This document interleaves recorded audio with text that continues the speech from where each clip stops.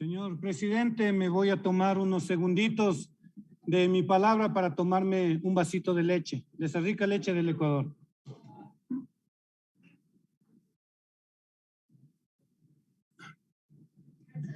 ¿Y por qué lo hago?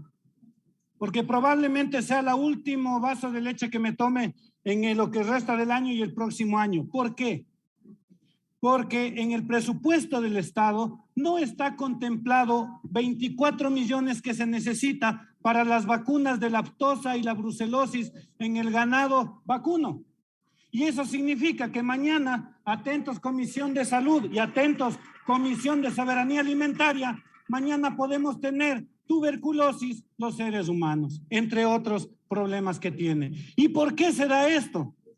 ¿Y qué relación tiene esto con lo que estamos hablando? En que la transitoria general sexta está definiendo que ese impuesto al patrimonio no vaya a gasto permanente, sino que vaya a cualquier lado, es decir, pago de la deuda, y no a lo que dice el artículo 298 de la Constitución, que le ruego que lea Secretaría, porque hay una confusión entre muchos asambleístas que creen que toda preasignación es ilegal. Por favor, señor secretario, señor presidente. Proceda, secretario. Señor vicepresidente, procedemos con la lectura. Artículo 298. Se establecen preasignaciones presupuestarias destinadas a los gobiernos autónomos descentralizados, al sector salud, al sector educación, a la educación superior y a la investigación, ciencia, tecnología e innovación en los términos previstos en la ley. Las transferencias correspondientes a preasignaciones serán predecibles y automáticas. Se prohíbe crear otras preasignaciones presupuestarias. Es decir, gracias, señor presidente, es decir, que sí existen preasignaciones específicas para salud, para educación, para investigación, para seguridad, para lo que hace falta al país, y que pongan en una transitoria que ese dinero no va a ir a gasto permanente, es una locura. Están pidiendo que apoye, que la ciudadanía apoye con un impuesto, porque es impuesto, al patrimonio, para mandarlo a otro lado y no a lo que debe servir. Eso es ilegal, es inconstitucional. Más allá de esto, otra cosa que está pasando, en Riobamba se acaban de encontrar más de 1 millón de galletas, 450,000 avenas caducadas.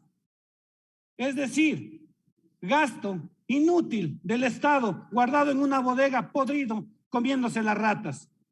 Si necesitamos dinero para el Estado, pongamos mejores controles. Y ojo que esto no es de este gobierno, esto viene desde el gobierno anterior, año 2017, que están embodegadas estas galletas. Si es que cuidamos eso, probablemente no haga falta recaudar más dinero de la ciudadanía. En la comisión, en esta asamblea, se genera un equilibrio de poderes. Tal como llegó la ley aquí a la asamblea, era una ley sin candados, sin límites, haga viva la fiesta. Y en la comisión se ha trabajado y se ha trabajado muy duro, y hay que felicitar al equipo de la comisión. Hay que felicitar a los asambleístas que han aportado, hay que felicitar a los ciudadanos que sí han mencionado y se ha tomado en cuenta sus observaciones. Y esta ley se ha mejorado muchísimo. Se quitó ese tema de los hidrocarburos, por ejemplo, que no tenía nada que hacer en esta ley. Todavía no se ha quitado lo de Galápagos, que no sé por qué está en esta ley, sin consultar a la gente de Galápagos.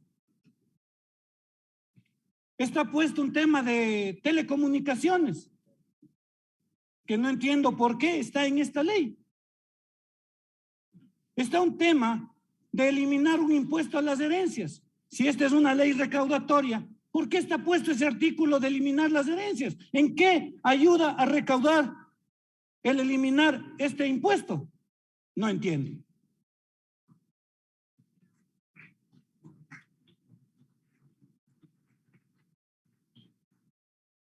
Con todo y eso, existe en la comisión, se desarrolló un documento que lo veo bastante coherente. Hay que prestarle atención, señores asambleístas, hay que prestarle atención a la redacción final del documento, porque ahí en el detalle siempre se esconde el diablo, y de lo que yo revisé el informe al final, hay temitas como el de la remisión de deudas de los agricultores del Banco Nacional de Fomento, en el cual se le cambió la redacción final.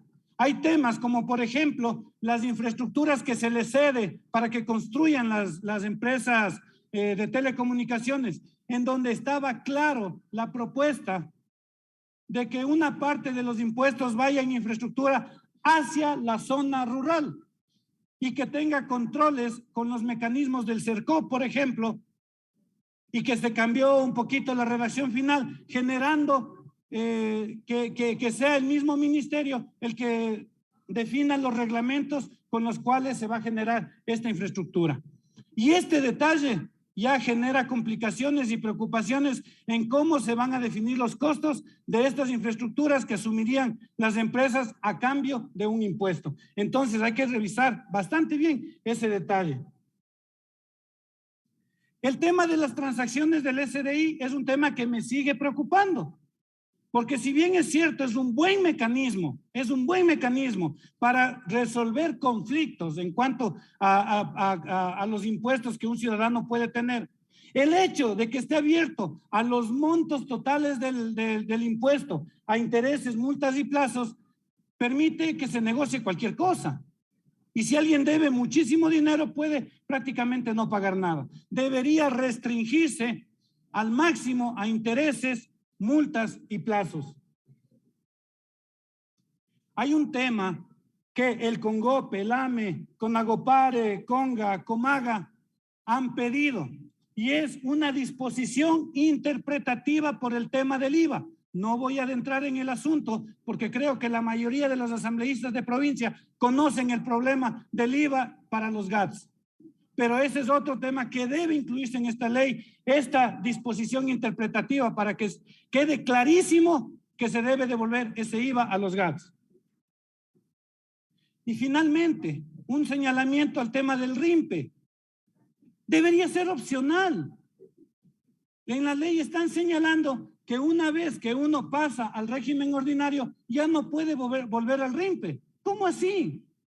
Si acaso es el RIMPE porque no se entiende de contabilidad, como suelen decir, que este es un sistema para quienes están ingresando recién al sistema de tributación.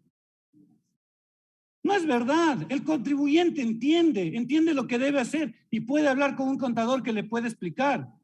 Cuando alguien desea estar en el RIMPE o en el sistema ordinario es porque lo necesita y porque lo ve beneficioso para su negocio. ¿Por qué no permitir la opcionalidad de estos dos regímenes? Evidentemente, con un plazo de al menos un año entre cambio y cambio. En definitiva, esta ley me parece que ha sido mejorada en mucho, ha sido equilibrada por la Asamblea, pero va a depender de las observaciones que sean acogidas en la comisión para tomar una decisión el día viernes si se aprueba o se la rechaza. Gracias, señor presidente.